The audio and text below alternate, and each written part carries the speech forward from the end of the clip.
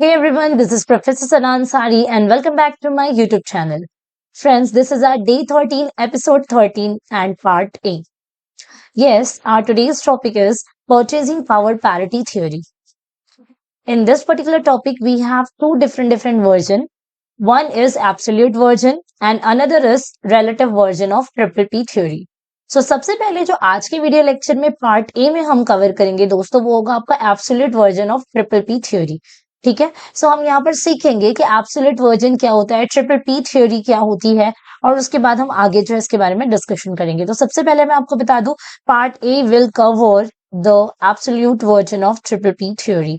ठीक है दोस्तों, सो बढ़ते हैं आगे और देखते हैं ये होता क्या है. ठीक है, यहाँ पर मैंने एक इंट्रोडक्टरी पार्ट ऐड कर रखा है. सबसे पहले हम इंट्रोडक्शन कवर करेंगे, जैसा कि मैंने हर वीडियो लेक्चर में आपको बताया कि दोस्तों जब भी आप किसी आंसर को अटेम्प्ट करने जा रहे हैं, so you have to start writing your answer with the introductory part. ठीक है, सो मैंने तो काफी सारी लाइनें लिखी है दोस्तों, लेकिन यहाँ से आप गिनी चुनी अपने अकॉर्डिंगली जो आपको कन्वीनियंट लगे और जिसमें आपके टॉपिक का प्रॉपरली मीनिंग कवर हो जाए, आप उस 5-6 लाइन को यहाँ से उठा सकते हैं और लिख सकते हैं. सबसे पहले हम सीखेंगे कि परचेसिंग पावर पैरिटी होता क्या है, and then we will discuss about the two version of this particular theory. Okay, now the purchasing power parity theory suggests that in the long run, exchange rates between two currencies should adjust so that an identical basket of goods in different countries will have the same price when expressed in a common currency.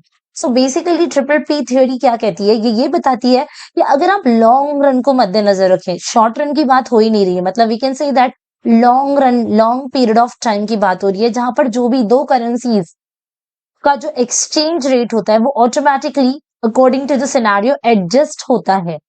That an identical basket of goods in a different countries will have the same price when expressed in a common currency. That means समझिए same identical basket of goods, identical basket of commodity, same basket of commodity. That means आप समझिए for example अगर 1 kg mango, ठीक है, अगर India में for example 1 kg नहीं, चलिए 2 kg ले लेते हैं. 2 kg मैंगो अगर इंडिया में आपको 150 रुपीज का पड़ रहा है, सो वो 2 kg मैंगो ही अमेरिकन डॉलर में अगर आप देखोगे सो वो $2 का बन रहा है. That means our exchange rate will be 75 rupees. तो same identical same basket of goods, यहाँ पे भी 2 किलो मैंगो है, यहाँ पे भी 2 किलो मैंगो ही है, दोनों का प्राइस क्या जा रहा है, यहाँ पे $2 और यहाँ पे 150 रुपीज. इंडिया का INR 150 और अमेरिका का $2. सो $2 और 150 ये करेंसी का सेम वैल्यूएशन हो रहा है, जिस बेस पे एक्सचेंज रेट बनेगा आपका 75 रुपीज. हमें ये कैसे मिलेगा, you have to just divide 150 by 2. ठीक है, सो आपको जो फिगर मिलने वाला है दैट विल बी 75 रुपीज. तो ये होगा आपका एक्सचेंज रेट. सो ट्रिपल पी थ्योरी क्या बोलता है, लॉन्ग रन में एक्सचेंज रेट को क्या किया जा सकता है, एडजस्ट किया जा सकता है दो कंट्रीज की डिफरेंट कॉमन करेंसीज को एक्सप्रेस करने के बाद, जहां पर same identical same basket of goods को क्या किया जाएगा, एक्सचेंज किया जाएगा सेम कॉमोडिटी पे, सेम करेंसीज पे, सेम वैल्यूएशन पे. ठीक है दोस्तों, सो अभी इसके बाद में आपको जो है आगे बताती हूँ कि किस तरीके से, क्योंकि ये तो हमने एक ओरली डिस्कस किया ना, मैं आपको यहाँ पर कुछ एग्जाम्पल्स दूंगी न्यूमेरिकली, जिसमें समझने के लिए आपको बहुत ही ज्यादा हेल्प हो जाएगा. सबसे पहले एग्जाम्पल दिया है परचेसिंग पावर पैरिटी के बारे में. अगर आपने इसको सीख लिया ना, परचेसिंग पावर पैरिटी थ्योरी क्या होता है, तो फ्रेंड्स इसका जो पहला पार्ट है ना, absolute version of triple P theory, वो सेम है. मतलब जो इंट्रोडक्टरी में जो आप इसके इंट्रोडक्शन में पढ़ रहे हो वही सेम इसका पार्ट ए है, part B is different, that's it. ठीक है, सो मतलब आप ये इंट्रोडक्टरी पार्ट अगर अच्छे से सीख रहे हो ना मुझसे, तो आपको पार्ट ए आराम से आ जाएगा, जिसमें मुझे सिर्फ पढ़ के बताना होगा, क्योंकि कॉन्सेप्ट आपको ऑलरेडी क्लियर हो जाएगा. Suppose a लूफ of bread. देखिए लोफ ऑफ ब्रेड जो है ना, यहाँ पर ब्रेड का पूरा एक आपके पास पूरा ब्रेड है, जिसमें ब्रेड के स्लाइसेस बनते हैं, जिससे उसका कॉस्ट हो रहा है $2 in US. ठीक है, in India the same loaf of bread cost is rupees 150. According to Triple P, the exchange rate between the US dollar and the Indian rupee should be $1 is equals to 75 INR. Since 150 divided by $2, that will be your exchange rate rupees 75. समझ में आया? मैंने सिर्फ mango का example लिया था, यहाँ पे हमने ब्रेड को लिखा हुआ है. So that's it. आपको समझ में आया कि सेम लूफ ऑफ ब्रेड, जितना क्वांटिटी इंडिया में उतना ही क्वांटिटी यूएस में भी बिक रहा है, बस उसका करेंसी और यहाँ पर जो है करेंसी 150 रुपीज में मेजर किया जा रहा है। तो देखा आपने, आपका जो एक्सचेंज रेट बना ना दोस्तों, वो क्या हो गया 75 रुपीज। और यही कॉन्सेप्ट होता है आपके ट्रिपल पी थ्योरी का, जो यहाँ पर मेंशन किया गया है। ठीक है दोस्तों, ये सेम और आइडेंटिकल बास्केट ऑफ कमोडिटीज का जो वैल्यूएशन और जो प्राइसिंग होगा वो दोनों ही कंट्रीज में क्या होगा, सेम होगा, and that can be adjusted according to the exchange rate. यही कहता है हमारा triple P theory, and that is the one condition, that is there should be a long run. Okay दोस्तों, चलिए अब आगे देखते हैं। यहाँ पर और भी कुछ एग्जाम्पल्स दिए हुए हैं, मैं आपको बता दूं कि if the exchange rate $1 is equals to 80 INR, this means the Indian rupee is undervalued। मतलब हमारा, अगर समझिए पहले जो है 75 रुपीज होना चाहिए एग्जैक्टली अगर इस करेंसी को अगर आप देखो, ये जो मैंने आपको एग्जाम्पल दिया उसके अकॉर्डिंगली हमारा एक्सचेंज रेट क्या होना चाहिए दोस्तों, कैन आई से 75 रुपीज? यस, क्योंकि हमने यहाँ पर अभी से क्या किया था, मेजर। लेकिन अगर आप देख रहे हो, अगर तो आपका Indian currency $1 is equals to 80 rupees है, जैसे कि इस एग्जाम्पल में दिया मैंने, सो इसका मतलब आपका इंडिया का जो करेंसी है ना वो अंडर वैल्यूड चल रहा है, दैट मीन्स डेप्रिसिएट हो रहा है। यानी जहां पर आपको $1 के बदले में, एक्सचेंज के बदले में 75 रुपीज देने पड़ते थे, अब आपको ज्यादा पैसा देना पड़ रहा है, आपका पैसा ज्यादा जाएगा अगर 80 रुपया एक्सचेंज रेट निकला तो। समझ में आया? सो 80 रुपए एक्सचेंज रेट निकलेगा तो आपका करेंसी क्या हो जाएगा, अंडर वैल्यूड, मतलब डेप्रिशिएट हो जाएगा। और अगर तो आपका एक्सचेंज रेट 75 की जगह 70 रुपीज रहा, सो आपका जो करेंसी है वो ओवर वैल्यूड हो जाएगा, मतलब एप्रिशिएट हो जाएगा, दैट इज गुड।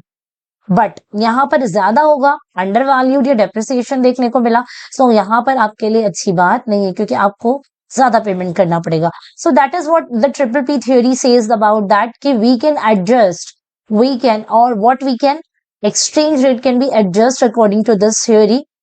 ठीक है, इस एग्जाम्पल ने आपको ये चीज बता दी है। सो अब हम देखते हैं इसका एब्सोल्यूट वर्जन कैसा होता है दोस्तों। ठीक है, तो चलिए बढ़ते हैं हमारे अगले क्वेश्चन की तरफ, जो हमारा मेन क्वेश्चन बनता है। यानी कि अगर हम, तो आपको एग्जाम में पूछा जाए कि ट्रिपल पी थ्योरी का एब्सोल्यूट वर्जन लिखना है, तो अब आपने इंट्रोडक्टरी पार्ट, और अगर चाहिए तो जो लास्ट मैंने एग्जांपल दिया उसको भी मेंशन कर दें, और फिर यहाँ पर हाईलाइट करते हुए इस क्वेश्चन को स्टार्ट करेंगे। ठीक है, अब सेम है, देखिए मैंने कहा ना, जो इंट्रोडक्शन में हमने सीखा वही एब्सोल्यूट वर्जन है, only the relative version is different, which we gonna learn in our next video lecture part in part B. Okay दोस्तों, so the absolute version of the theory is, the absolute version of the purchasing power triple P theory states that in the long run, the exchange rate between the two countries should be the same as the ratio of the prices of an identical basket of goods and services in both countries. In simple terms, it means that the same product should cost the same in different countries once you convert the prices using the exchange rate। मतलब आप कुछ इस तरीके से exchange rate को adjust करेंगे triple P theory के absolute version के अकॉर्डिंगली। ये कहा जाता है कि आप आपकी प्राइसिंग को, आपका जो भी प्राइसिंग है, आपका जो भी प्रोडक्ट का कॉस्ट लग रहा है, सेम प्रोडक्ट अलग अलग कंट्री में एक ही प्राइसिंग पे जाएगा, एक्सचेंज रेट को इस तरीके से एडजस्ट करना है एब्सोल्यूट वर्जन में। सो यहाँ पर अगेन मैंने एग्जांपल को ऐड करके रखा है दोस्तों।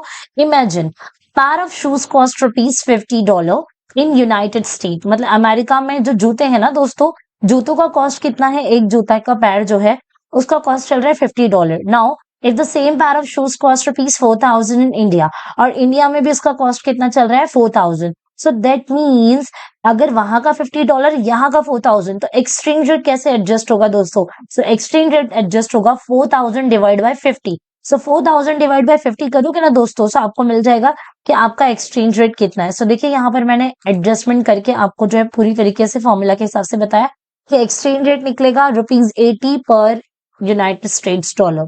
सो यूएस डॉलर के अकॉर्डिंगली, मतलब $1 इज इक्वल्स टू कितना रुपया हो जाएगा, 80 रुपया। सो देखिए अगर $1 इज इक्वल्स टू 80 रुपया हुआ, सो बराबर से वो शूज अमेरिका में $50 में और इंडिया में 4,000 रुपए में बिक जाएंगे। सो इसी को कहते हैं ट्रिपल पी थ्योरी दोस्तों, और कुछ नहीं है ये। This is as simple as like that only. जहां पर फिर से मैं रिपीट करूंगी, इंट्रोडक्शन कह लो या एब्सोल्यूट वर्जन कह लो, बात एक ही होती है, बट आंसर लिखना होता है तो हम इंट्रोडक्शन लिखते हैं, इसलिए मैंने आपको इंट्रोडक्शन में भी सिखा दिया इसको। बट यहाँ पर बात क्या आएगी कि ट्रिपल पी थ्योरी क्या होता है, तो सेम प्रोडक्ट अलग अलग कंट्रीज में जिस रेट पे बिकता है वो एक जैसा होता है, सेम होता है, बट करेंसीज के नाम अलग होते हैं। हम एडजस्ट करते हैं एक्सचेंज रेट को। ठीक है, हम एक्सचेंज रेट डिवाइड करके निकालते हैं दो कंट्रीज के डॉलर्स एंड इंडियन रुपीस के हिसाब से। ठीक है दोस्तों, आई होप यहाँ पर आपको ट्रिपल पी थ्योरी अच्छी तरीके से समझ में आ गई है, क्योंकि यहाँ पर हमारा ये पार्ट 1 जो है खत्म होता है। सो मिलते हैं हमारे नेक्स्ट वीडियो लेक्चर में, जहां पर मैं आपको सिखाने वाली हूँ ट्रिपल पी थ्योरी का दूसरा वर्जन, जो है हमारा relative version. See, relative is different from absolute. ठीक है, absolute is same as like the introductory part, but still I want to say that the relative version is different from the absolute version, जिसके लिए आपको next video lecture में बने रहना है। And that's all enough for today. Bye bye, have a nice day and all the best, all my TYs for your examination. Bye bye, have a nice day and take